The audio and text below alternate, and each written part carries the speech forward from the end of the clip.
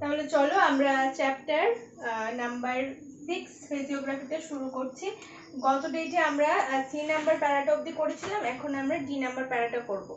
তো এখানে লেখা আছে, with rare exception it is unnecessary to vocalise ফিজিওগ্রাম।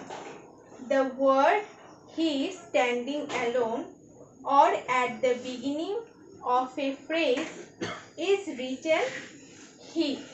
ঠিক আছে, এরকম ভাবে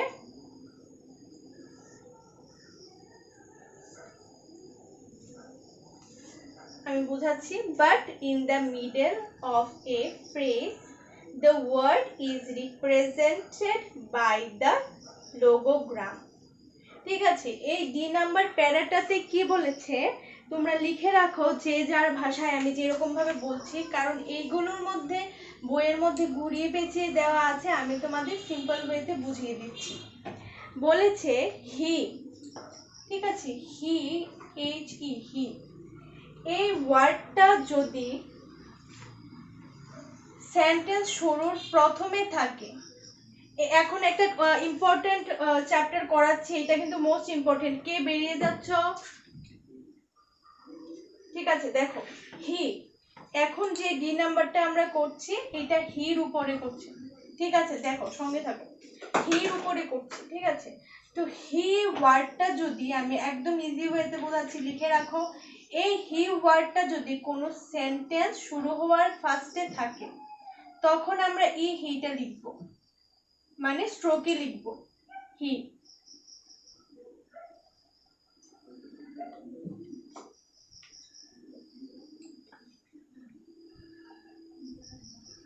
যখন যখন স্ট্যান্ডিং হি ইজ,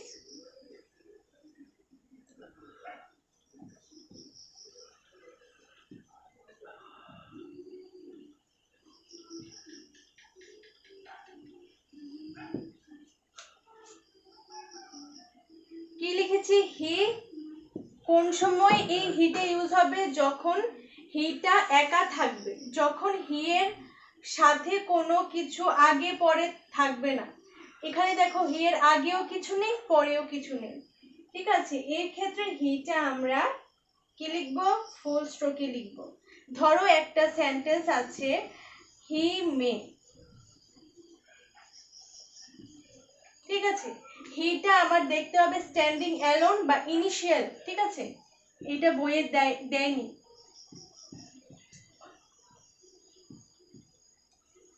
দেখো হিটা একা থাকবে, নয়তো বা ইনিশিয়ালি হিটা যখন থাকবে তখন হিটা আমরা ফুল স্ট্রোকে লিখব, মানে এইভাবে লিখব।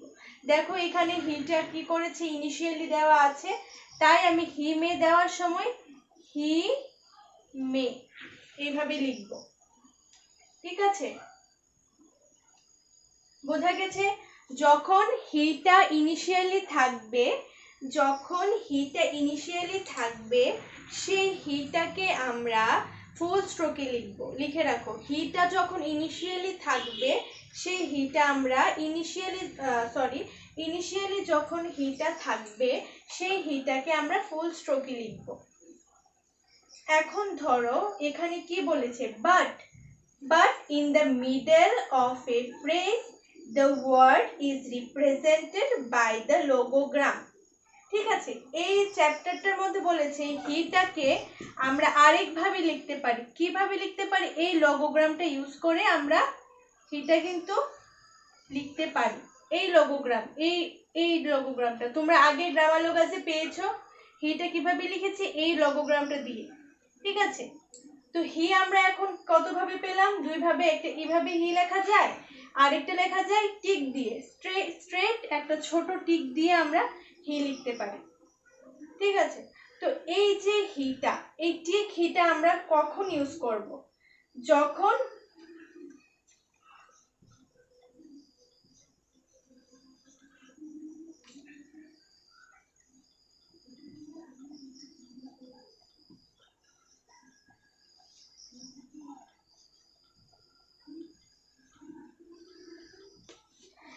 এই হিটা আমরা ইউজ করব in the middle of a phrase.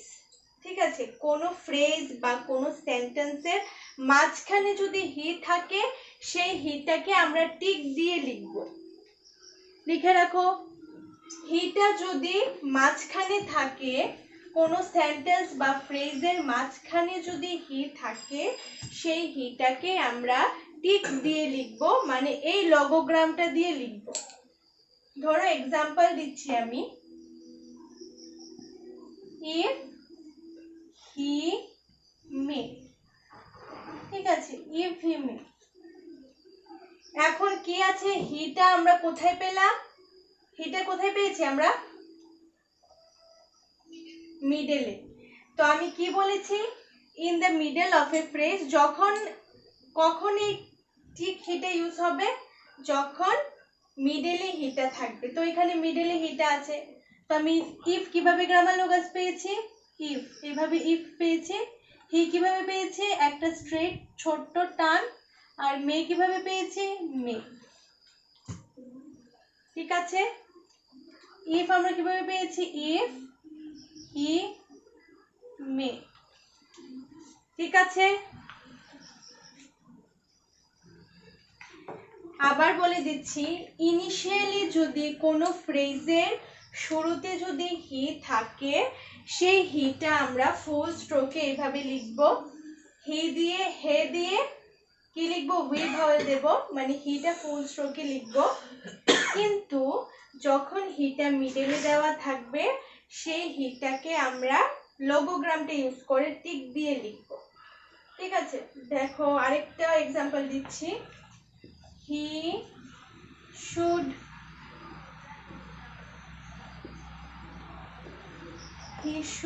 No. তুলে নেবে এগুলো, he should know. He should know আমি কিভাবে লিখব, এখন এখানে আমি হিটা কিভাবে লিখবো বলো তো, বলো এই হিটা আমি কিভাবে লিখবো, হ্যাঁ বলো, হ্যাঁ মানে এটা দিয়ে লিখবো না এটা দিয়ে লিখবো, হ্যাঁ হিটা ফার্স্টে আছে তাই ফুল স্ট্রোকে হিটা লিখবো। ঠিক আছে, হিটা ফার্স্টে আছে তাই ফুল স্ট্রোকে লিখবো, সেই ক্ষেত্রে টিক দেব না। হি হ্যাঁ শুড নো। তোমরা শুধু দেখবে যে হিটা হির পজিশনটা কোথায় আছে, হিটা কি ইনিশিয়ালি দেওয়া আছে না হিটা কি মিডলে দেওয়া আছে। মিডলে থাকলে একদম একদম সোজা, মিডলে থাকলে আমি টিক দিয়ে হি লিখবো, আর যদি হিটা ইনিশিয়াল থাকে আমি ফুল স্ট্রোকে হি লিখবো, বাস।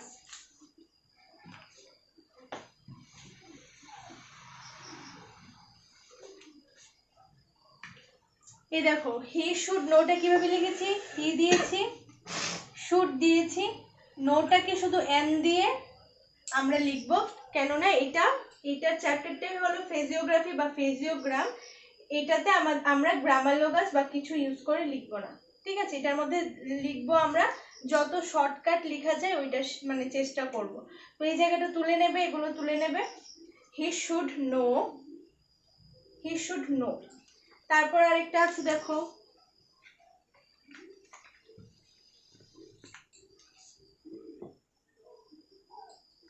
If he should know. ঠিক আছে, ইফ হি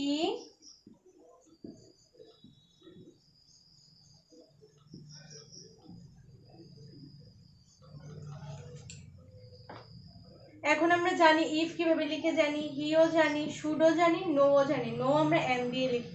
তো এইখানে যে হিটা আছে এই হিটা আমরা কিভাবে লিখবো, তাড়াতাড়ি বলো। হ্যাঁ মানে টিক দিয়ে লিখবো, মানে এই লঘুগ্রামটা ইউজ করে লিখবো। হ্যাঁ কেন লিখবো, মিডলে আছে, হ্যাঁ ভেরি গুড, এটা মিডলে আছে, এটা ইনিশিয়ালি নেই, তো এটার ক্ষেত্রে আমি টিক দিয়ে লিখবো।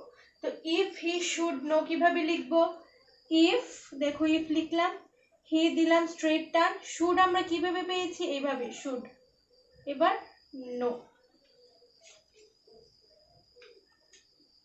if he should know.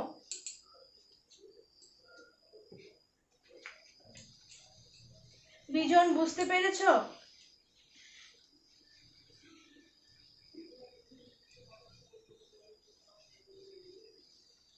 কোনটা কোনটা? হিটা মিডলে আছে না, তার বুঝতে পারছি না। হ্যাঁ, হিটা যদি মিডলে থাকে সেই হিটা আমরা টিক দিয়ে লিখবো, এই লঘুগ্রামটা দিয়ে লিখবো। আর ইনিশিয়ালি মানে এখানে ধরো কোনো ওয়ার্ড নেই, শুধু হিটা আগে আছে, এর আগে কোনো ওয়ার্ড নেই, মানে এটা প্রথমে আছে, এই হিটা আমরা এরকম ভাবে লিখবো। ঠিক আছে?